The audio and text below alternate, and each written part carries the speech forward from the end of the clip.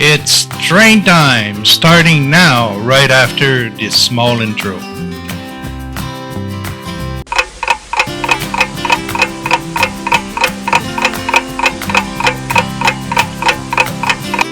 In compliance with COPA, this video is not for children under the age of 14. Viewer discretion is advised.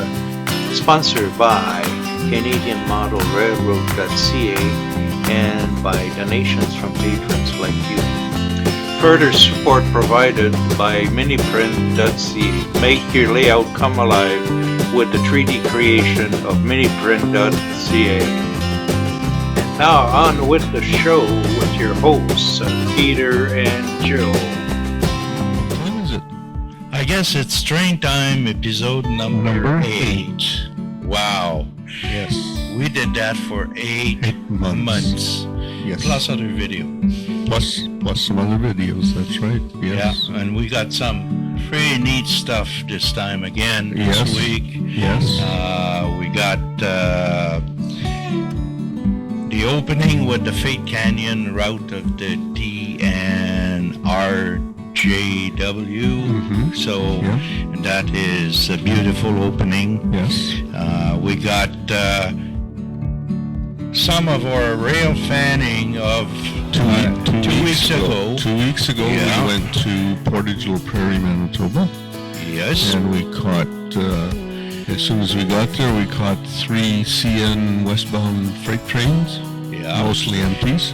The funny part about Portage, Prairie, what a lot of people probably do not know, in Canada, that's probably the only place where the CN and the CP are about 300 meter apart. Oh, yeah. And you got the 2 stations there. Yep. You know, the CN and the CP. Yeah. And The CP station has the Portage Train Club in it. yes, and the museum, and probably about not even a quarter miles from there, you got the diamonds where the train exchange side. That's So- right. CP goes from the north side, crosses the CN and goes the southern route, and CN goes the northern route. Yeah, and it's very rare you will find something like that in Canada. Matter of fact, you won't, because that's the only place you have I that think it's the only place in Western Canada where they're that close and cross. Yes. Yeah. And matter of fact, they got a plaque in there at the diamond that is stipulating that it is make it one of the best area for rail fanning. Yes. So we were there. Yes. And we were at the diamond too. At the diamond, we didn't catch no train. No. Well, And we were actually expecting an eastbound grain train from CP. from CP Yeah. that my son had told us about because he works for CP, and we found out from one of the workers there that there wasn't going to be any CP trains running until 8 that evening because they were doing some rail work east of Marquette at Meadows. Yep. As we're talking about, matter of fact, Peter, I'm running some of the trains that we caught on that rail fanning as a B-roll. It was a very nice day, a little hot maybe on some ways, but the catch on the CN was kind of nice. Yes, and was it Ryan told us about the maintenance of way?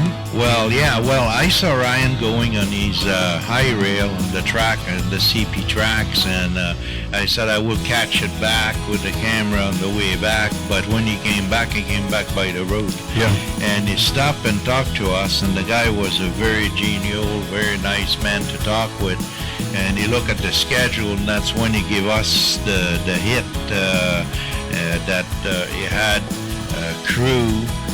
gang crew working east of markets, and later on we'll give you a clips of what was happening there. And we actually are going to be putting out a couple of videos because we spent what, couple of hours? Yeah, the funny part is when we got there and where we positioned ourselves, that's where they were finishing for the day. So we had missed a little parts of the machinery, changing the ties. We had missed the sections where they were taking out the ties, and so everything that we had on the video that we took on during that 2 hours there was putting the new ties in and forming everything, getting it ready so that trains can run over it. And that was, matter of fact, pretty interesting because each machine had to finish just about where we were. Yeah. So we got definitely it did that to short it up, but even at that, in between all the camera that we used that day to film that, it would be too long of a video to put on one. So you will see appear on the channel 2 video about that track gang in Meadows. Okay. And those videos, I tell you, it's worth it to watch them.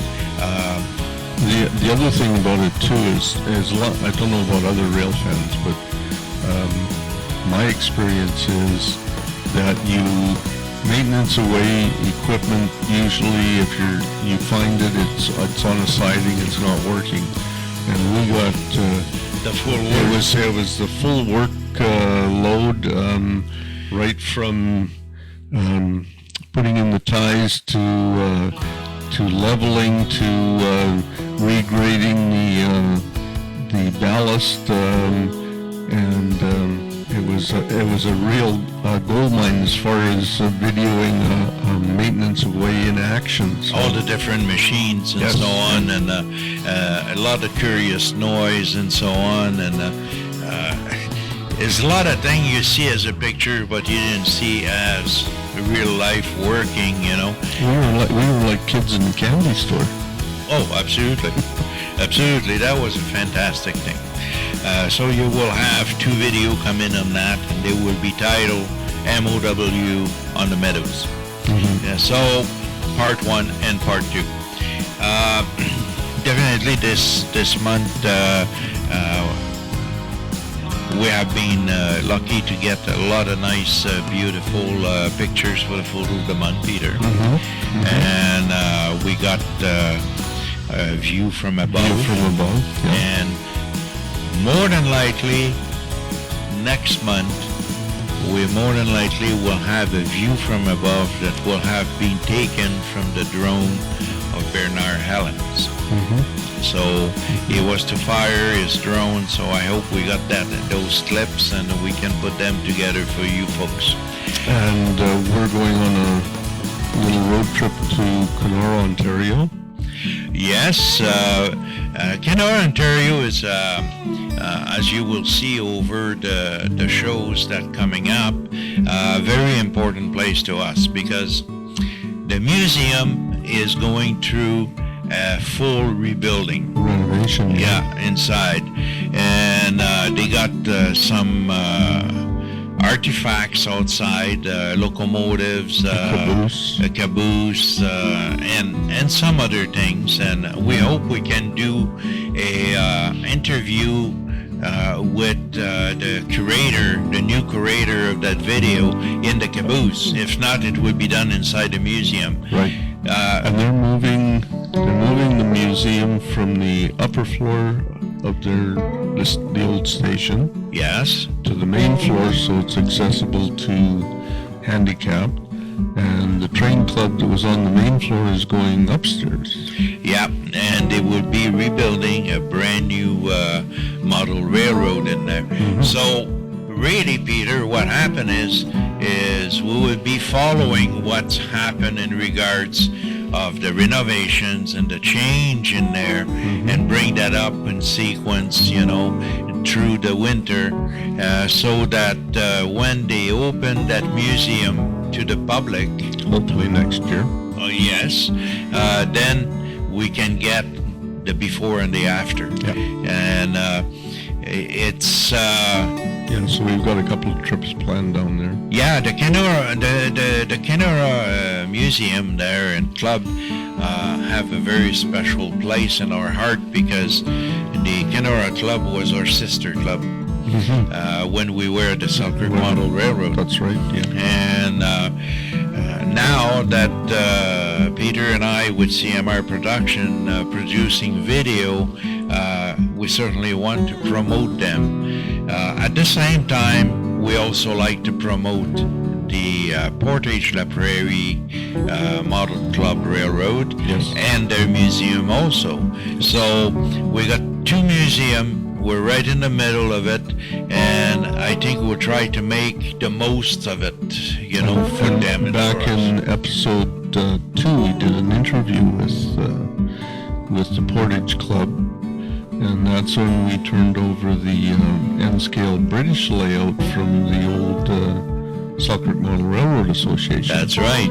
So Now we'll have some more interview with them. we'll be visiting them again in the future, yes. Yeah. So, I don't know about you, but there's a lot of people that have decided to sell their house, to move away, and have been modeling and having layout in their basement. Some of them more extensive than others, but some very extensive, and we always wonder what happened to these people. Are they leaving the hobbies, or are they continuing the hobby in a different form, or what? Yes.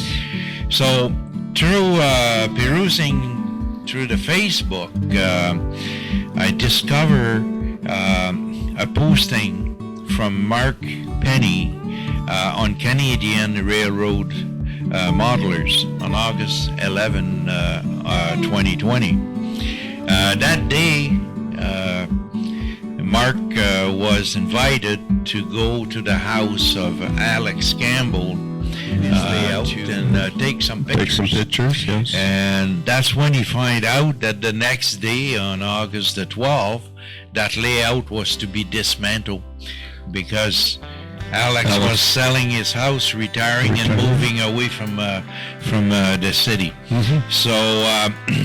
And the layout was modeled after Minnedosa, Inglis, and Millwood. Yes. And Alex, through his modeling years and building that layout, has really brought in the foreground the true vibe and feeling of the prairies, like we know them if you had been on the prairies in Canada. It's a CPR layout, and they have a little bit of a flavor at one point of a branch line from CN, but not too much of it, you know.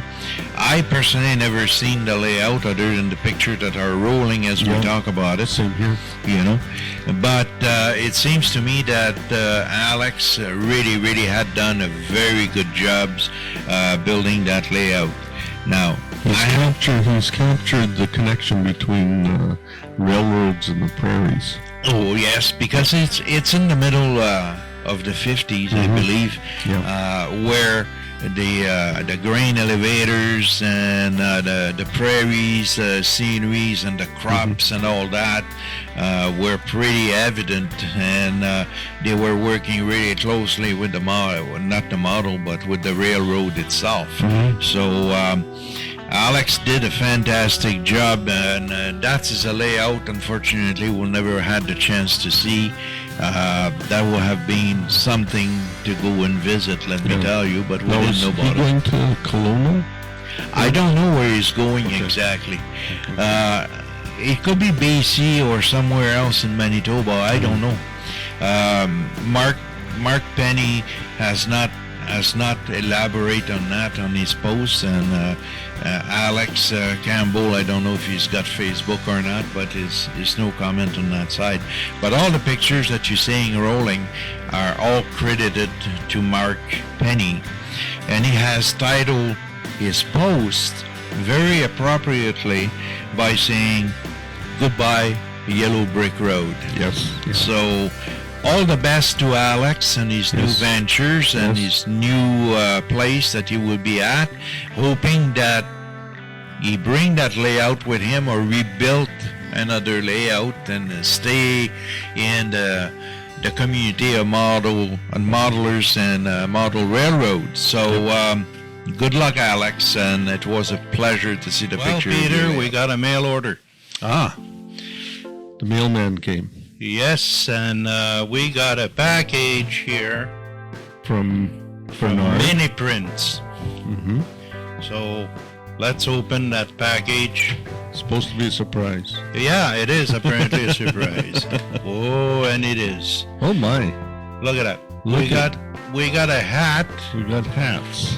2 hats in here in the package. See that? Mini Prince hat. Mini Prints or sponsor Yes.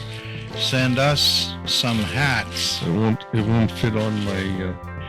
I have to take my headset off. Yeah.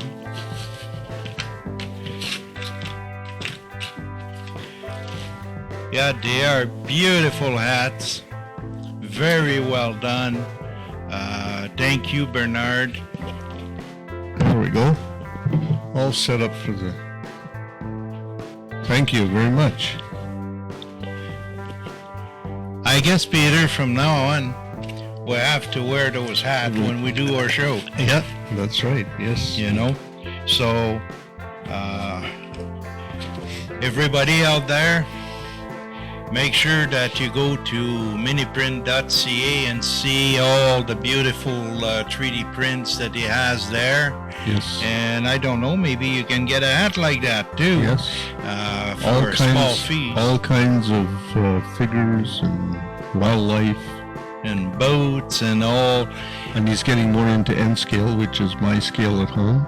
Yes. So He's taking some special requests and he's doing some special orders. We're very well placed to tell you about the special orders because we have done quite a few with mini prints and there's some more to come.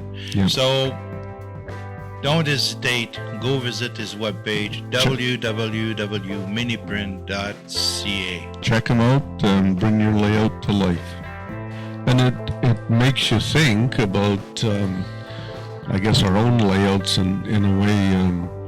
We get involved in this railroad hobby and we get involved in building layouts, and then we don't really keep in mind the fact that we could have to dismantle it at some point. So maybe it's something to think about if somebody is planning their layout, is to make it so that it can be dismantled. Not necessarily a modular layout, but along those lines, so that if you're young and just starting out on a model, when it comes to retirement, maybe you can easily dismantle your layout and take it with you. In the news again, the news that happening lately, it was very sad to hear and to see that Jason Wood from Australia, this Sunday coming in, is taking down his YouTube channel. Mm-hmm. The YouTube channel does not necessarily reflect what he want to do, but we have not lost Jason Wood on model railroading. Mm-hmm. Jason Wood has started a Facebook page right now called The Escarpment, My Railroad Journey or Building, and into that Facebook group he will have a better way to express himself and show what he's doing. Mm-hmm. And as he's saying, he said from time to time he will bring a little video that will have been edited and made for Facebook. So That way you will not feel the pressure of the numbers, Yes. from YouTube's, because in reality is right. YouTube's kind in some ways make you try to compete with other videos, and it's a little bit of crunching numbers, and they want so many subscribers and so many hours of view.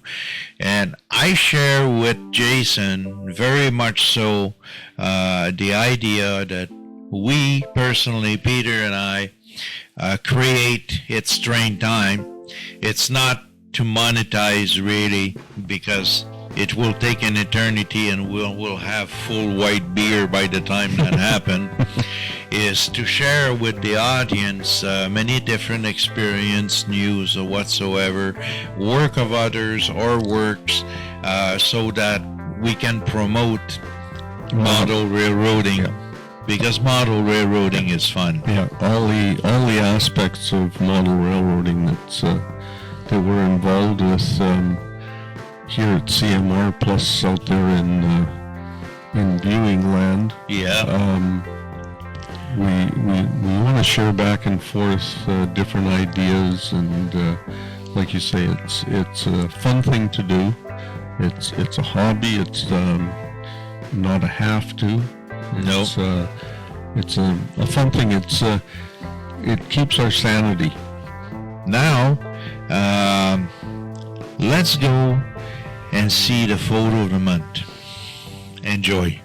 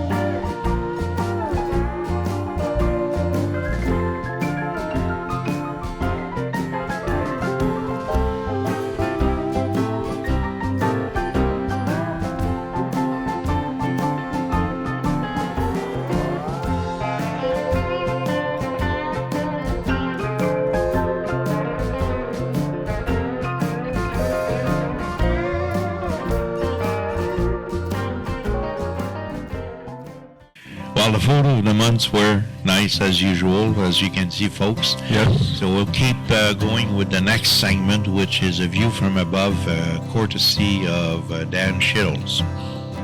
Enjoy.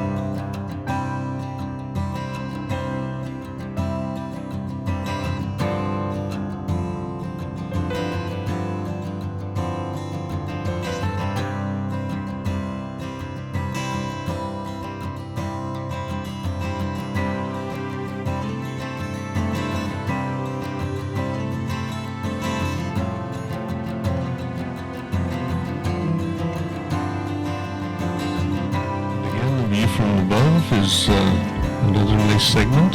Yeah. Very enjoyable. Yes. Matter of fact, I insert in here another kind of little clips, okay, about Euro German. The Oscar Mayer, okay, hot dog sausage, train. Yes. You know that you put sound on it. Oscar Mayer, yeah. And ESU lock sound. Now this month I pronounce it properly. That he put in there, which is in itself is kind of funny, you know, when you see that you got hot dog sausage running on the track. Talking about that, we're still at the CMR waiting for electronic equipment to come in for whatever reason it is.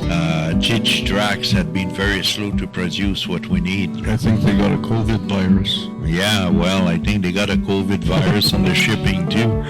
But regardless, what happened in there is our track gang has been working on some tracks and making some adjustment and that type of thing. And they're waiting that all the electrical and electronic is in. Waiting anxiously so that we can start testing track again and running locomotives. And then they will start the ballast and all the layout. The scene we were talking about in regards of Steel River is very much so like in these scenes. You know, you got some modelers that a little discouraged because they look at the photos, you know, that you see on Facebook or in magazine or whatsoever, and they say, I can do this. That's way too hard for me, you know. So they run plywood sub, you know, for a long, long time before they decide to attempt to do some sceneries. Well, it's more realizing something from your own fears. Yeah, you have to start with baby steps. Yes, and when you start a scene, you decide to make a scene.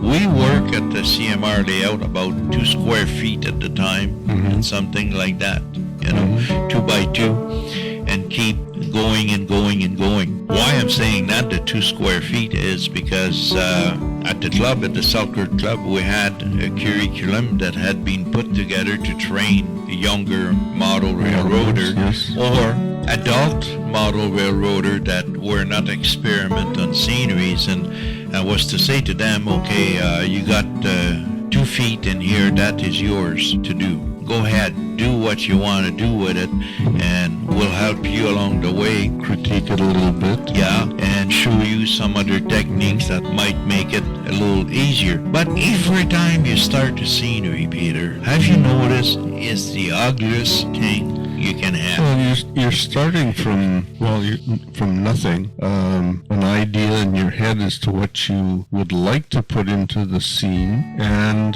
the biggest thing is just to get started on it. Start with the basics. I know with going back, like you say, with Steel River, it's a campground, so you go into your experience of a real campground.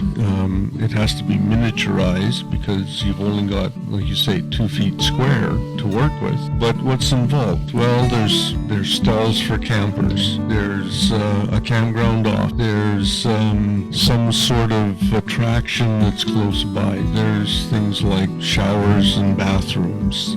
So as you lay the basic footprint of what a campground is, then you start building on that with your trees, with your buildings, with different aspects of the scenery that you want to incorporate into it. And the nice thing about it is, as you progress, you start to realize that you need a little more detail in this spot, you need a little more detail in another spot, and you keep building layer after layer after layer until you end up with, like you say, the finished product that shows up in a photograph, and people look at it and say, I can't do that. But if you rewind to the beginning, the basic footprint, you can do it. Well, you just mentioned a very big point here, and is the photograph. My advice to somebody who's starting doing sceneries or want to do sceneries is take as many photographs as you can take all along your project. You know, from the start to the finish on as many angles as you can take. And then look at those photos, because those photos will tell you where you should concentrate the most on that scene. You know, it will be a guide for you, but at the same time, it will show you the progress that yourself will have been made doing sceneries. Yes. And that will become your inspirations and the goals for the next scene that you want to do. And it's the encouragement that keeps you going as you progress through a scene and you see it develop. You build your own sense of confidence in going ahead and doing other scenes. The other thing, you're talking about taking photographs, the other thing that I like to do is, because we're working in a miniature world, you have to get down to the level of a miniature person. Oh, absolutely. And look at your scenes from that level, and look at it. Don't look at it just straight on. Look at it from different angles, because what you see looking straight on at your scene, if you move a little bit to one side or the other, it changes and you see different things. And we've come across that a number of times here at CMR. Oh yeah. And previously when we did the Grand Marais, you could see all sorts of different things if you just moved a little bit and took a look from a slightly different angle. You saw totally different things than if you were looking at it straight on. And that's what you have to kind of keep in mind when you're building a scene. It's different image. It's different scene. That's where it became scene within the scene and so on. But I think all the beginners or the modelers that have a fear of making some change or attempting sceneries is, well, I like to be able to do sceneries like that guy or this guy or that guy, you know, because they do such beautiful work. I don't think I can ever do that. Well, you don't have to copy somebody, you know, you just be yourself. Yep. You can try some of their techniques, and I realized through my time of modeling that I took some technique of one guy, some technique of another guy, and start to mix the two together, you know, and do other things in regard of sceneries or modeling. And suddenly one day I realized that I had developed a technique of my own, and that technique now serves me well on whatever I do. Now, I'm fortunate as a modeler to know Peter, because Peter is an excellent modeler, is a very humble modeler, and he works sceneries and he have ideas that are very much so the same as I have. And the two of us have been working on many different scenes and done a lot of different modeling. We start to think alike. Yeah, we think alike.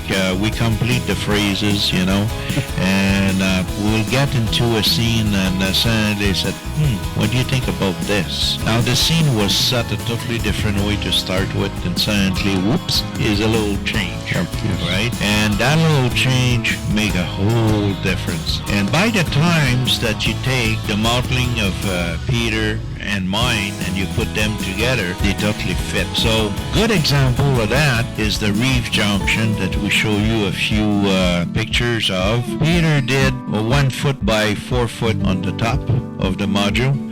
I did 1 foot by 4 foot on the front. Yep. And now it's totally different scene. But when you look at that module, you cannot tell who made what. It all comes together, yeah. The other thing too with scenery is that even today, I find sometimes that I draw a blank. I'm looking at a blank canvas. It's going to be, again, let's use Steel River as an example. When we first started talking about that, you look at that kind of empty space on the layout and you start thinking about what you want to do. But it takes a long time to get that kind of gelled in your head as to what you want to present on there. And I find even today, and I've done a number of scenes, that initial thinking process and kind of planning the footprint, don't get discouraged with it. It's part of the process. And once you get to the point where, you've got an idea what's supposed to be there, then take the next step and start doing the basic layering, whether it's just painting your styrofoam that's, blue or pink styrofoam, coloring that, and then, you start progressing. But sometimes it takes you a while to get the scene in your mind as to what's going on that Well, the scene get on your mind, I find out in my case, is when I attach a story to it. Suddenly I develop a story about that thing and what we're doing and so on. Because every scene on the layout have a story, and they're all related to one another. Now, at Still River is the camping, and we were to put the office a certain ways and so on, and then it turned out a totally different ways. And right behind it is another scene that is in progress right now, which is a mining complex, And on that mining complex, you got an explosive preparation work for a mine. Well, the plan in there really is, on the top, you got the ground buildings and so on, and what it need for the mines and so on. And you got some in the background, and you got tracks in between, and then you got that ugly building that will be there, where it serves two purposes. Is to bring the miner down in the shaft, where you got the elevator with the 2 floors, and on the other side you got another elevator in there that bring all the parts for the machinery that they assemble down in the shaft for the heavy equipment. And you say, yeah, but what about that big bulge on the top? Well, in there is all the compressor fan or whatsoever that bring fresh air and expels the old air from the shaft. And that specific scene on the top of the layout would be a scene on itself that is close to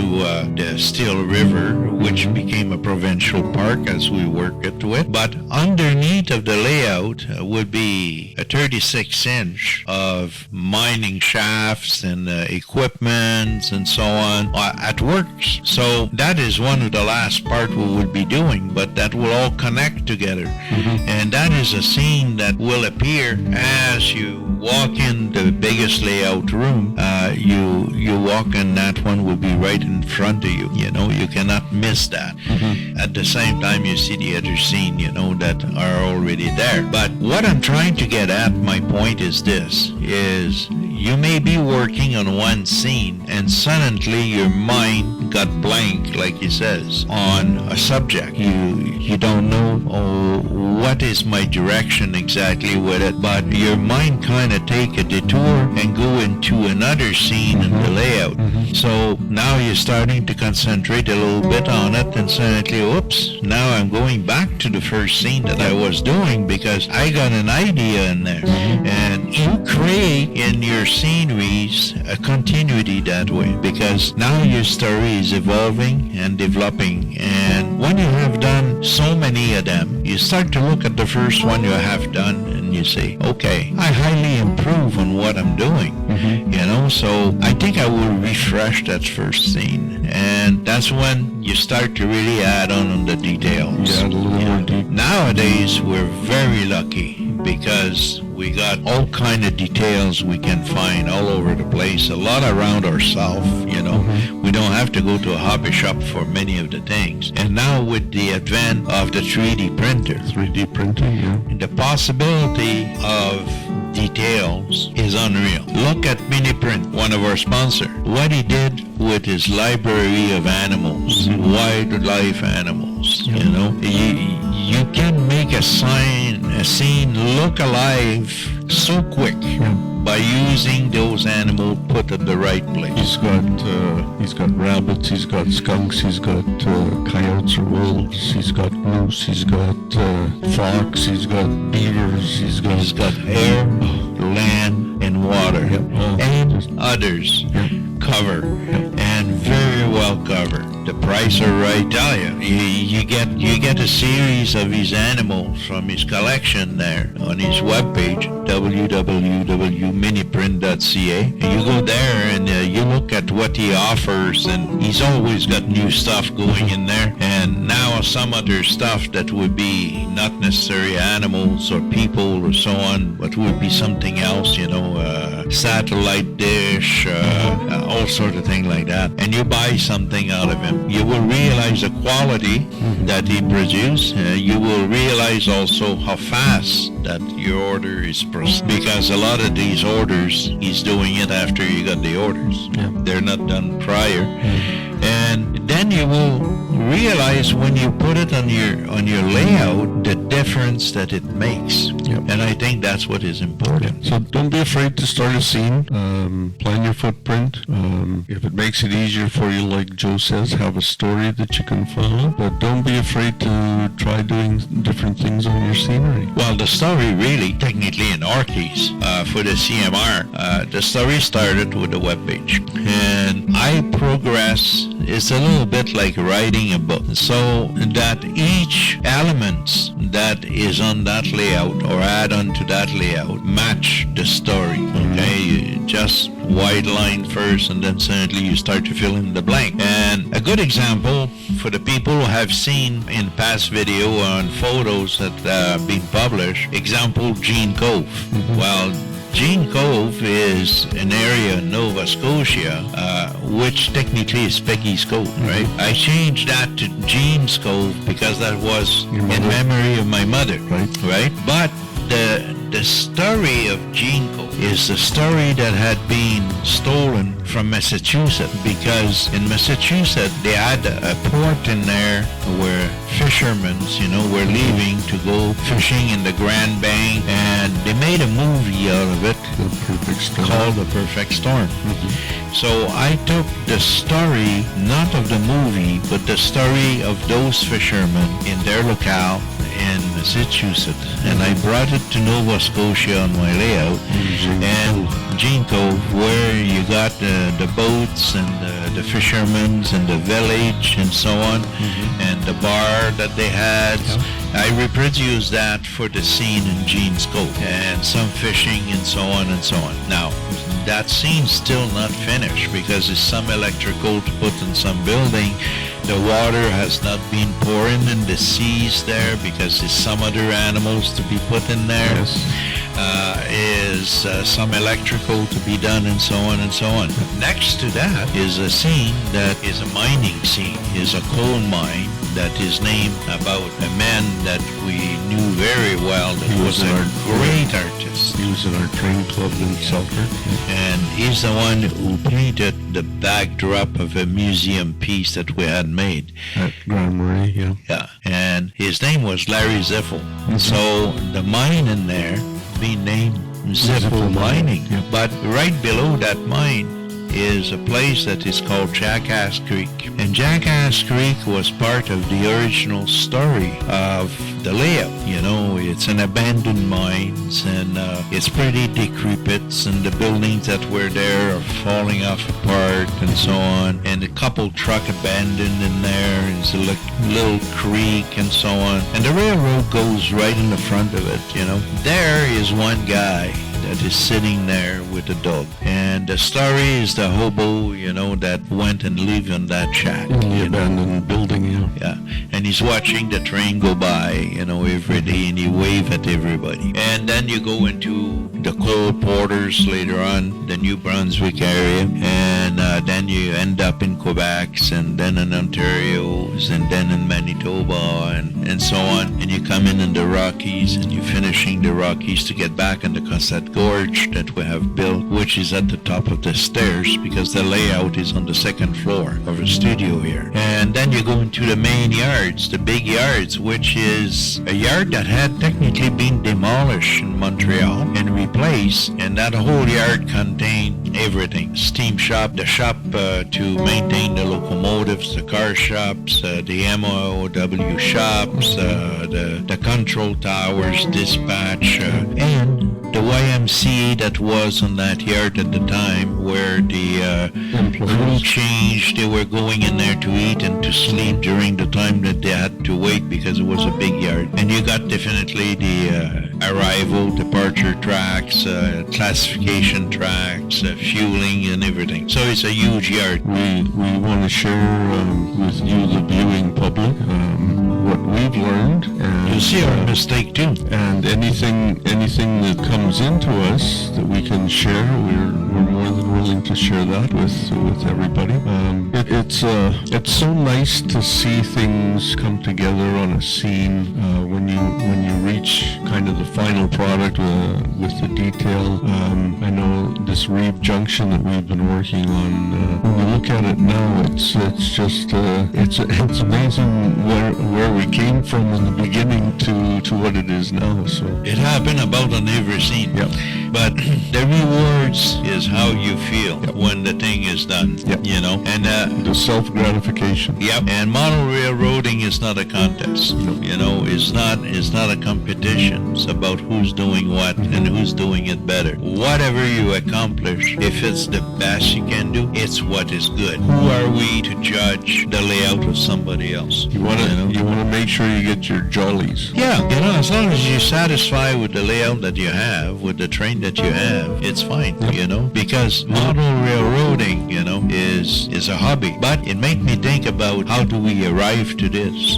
During the COVID, the Duluth Museum in Duluth, Minnesota, right? Duluth, Minnesota. Yeah. They were talking about the cars that were rented to many railroads by Mr. Pullman, you know, the Pullman company, because he was not only renting the car to the railroad, but he was also renting the employees that was with that car, right? And the big shot of the time, because mainly rich people a lot of time were going on those salon, you know, and to have a beer, right? And to serve the beer, it had so many steps. The servant, you know, was coming in and showed a bottle of beers, and then the way to uncap it and putting the cap and show the beer again to the passenger and pour the beer with a certain amount of foam on it and so on, and giving it to the clients, and later on come in and finish to pour it in the glass and so on, right? Well, that remind you, it said where that come from. If you go down to whatever happened, it's all started with the railways. Well, model railroading is the same thing. It's all sorts of things when you look at it. You got the collectors. They don't build layout. They collect cars, they collect locomotives, they collect brass and so on. You got the armchair model railroaders. They look at all different kind of layouts, and they like to do some plannings and so on, but they will never build a layout. But they know a lot because they make research on it. You got the people who only like to build cars, make them prototypicals, locomotive, and that type of thing. Yep. You got some people that like to do some modules or some shelves layouts, just to do a little bit of switching with very little as far as stock and locomotives. Right. And then you got people who only love to do sceneries, right? Some others is electronics related to trains and so on, or paintings and that type of thing. Painting model or weathering models for others and so on. And now we got a new class in the model railroading is the people that do miniature cars, you know, and miniature trucks and that type of thing, which has been missing on layouts for years and years because they were not available. Now they are coming. So it's so many different aspects of model railroading. How can you not enjoy that hobby, because every day is a different thing? You know? On that, so enjoy your model railroading. Have fun. Enjoy our show, and send us your comments. Send us photos. We love to hear from you. Subscribe. And we'll see you in episode number 9 in September. And happy modeling.